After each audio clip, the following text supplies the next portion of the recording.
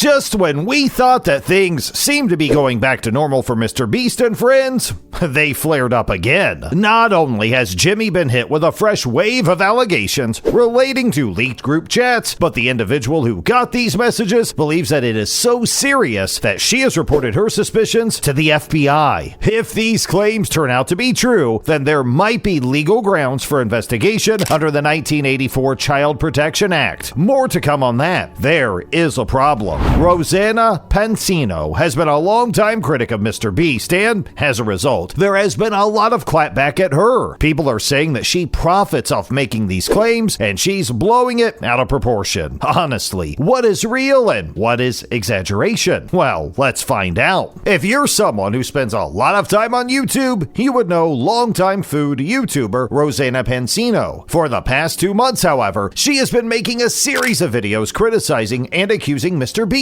Now, I think it has increased in frequency and intensity over the past few weeks. If you're following the whole MrBeast drama, I am sure you know Dogpack 404, the man responsible for the large majority of the claims against Jimmy. He's a former employee of MrBeast, and you should know about those claims by now. Well, these two critics have teamed up, and it seems that they have taken their criticism to the next extreme step, reporting MrBeast to the FBI. What for, you may be asking? Well, a few days ago, Rosanna and Dogpack made a video titled MrBeast Knew All Along, 1,000 plus leaked messages. This video was 22 minutes long. In the video, they go over some of the alleged thousands of leaked messages that Rosanna claims she got from an official MrBeast work chat on Telegram. These messages span from 2020 to 2021. She also added in the description of the video that she has verified the legitimacy of these messages from many former MrBeast employees. She had to make sure before sharing the messages. That's an important point we'll cover soon. But first, in these messages, there were some I will consider the worst of them all. I can't speak about them on here, but she posted a 7-minute video of her scrolling through these messages on Twitter. Go and check if you want to see, but some of the worst ones they spoke about in that video were allegedly sent by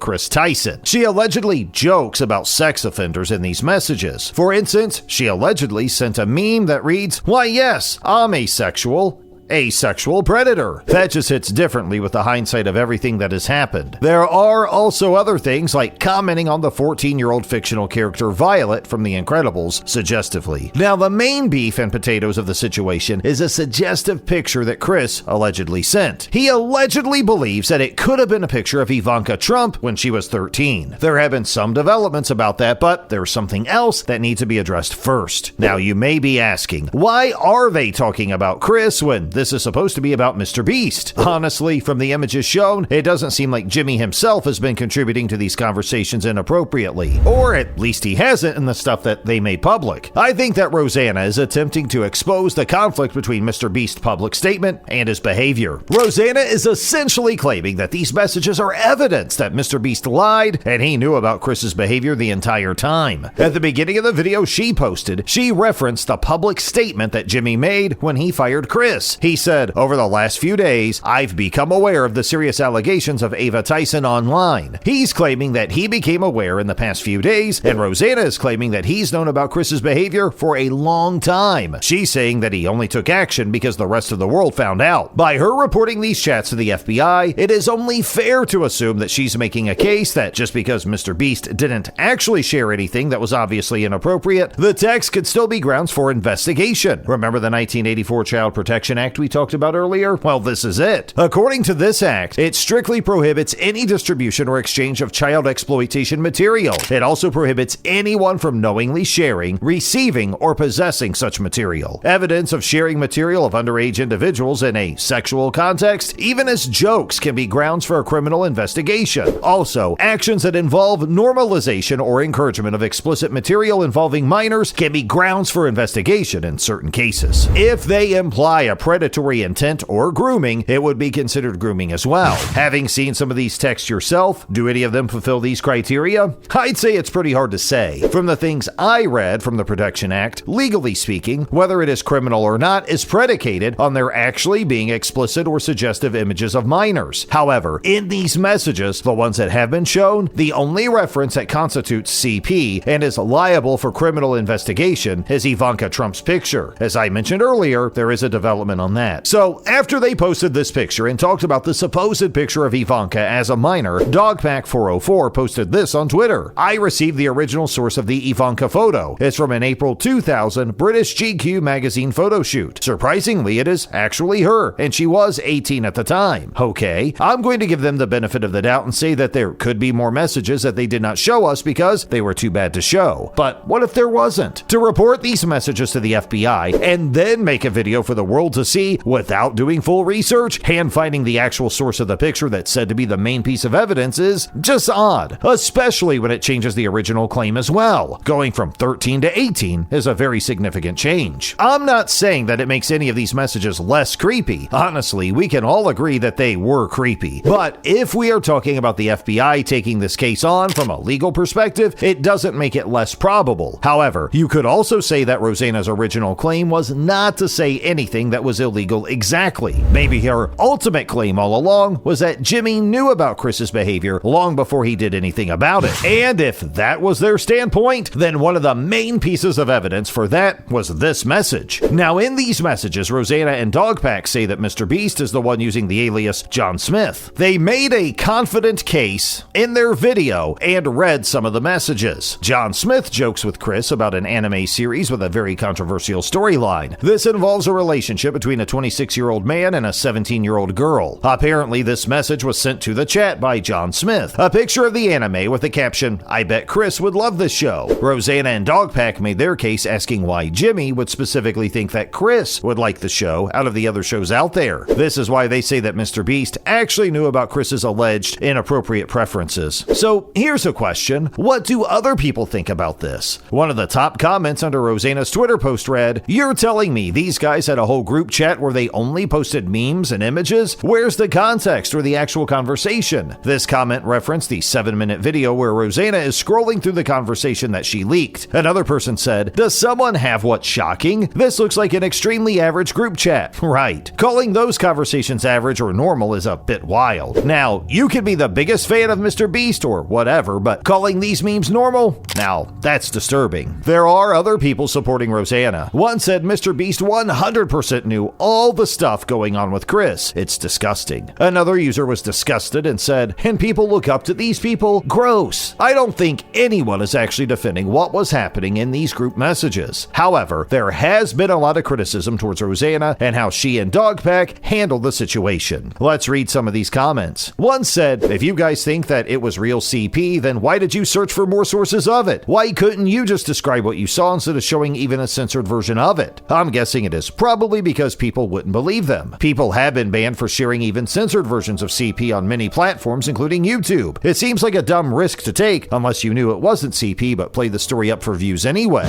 In reference to the change in the age of Ivanka Trump in the said picture, someone said, "You should have found this out before making your video. I get we are just making YouTube videos, but you need to have some level of integrity before going forward with a story. To be fair, this isn't the first time that they have done this." Recently, Rosanna posted an image on Twitter where she got 8.6 million views. This led many people to say that maybe she is really doing it for the views. Anyway, she said that she was sent the image and questioned whether Lunchly had been discontinued. By posting this image, it had a huge domino effect. It went viral, and a few days later, Logan Paul told the public that Lunchly wasn't being discontinued. Rather, they made the products inactive until they were able to fulfill the orders. He also showed that they were available on the website where Rosanna claimed they were discontinued. But she never claimed that they were discounted, though. She questioned it without doing any fact checking. That's enough for people to go crazy online and question the truth about this situation. So, what do you guys think, though? Should Rosanna and Dogpack do more research before they release their stories? Or do you think that it is important that they are putting stuff out there to let the public know that these people are engaged in inappropriate behavior? Let me know what you think.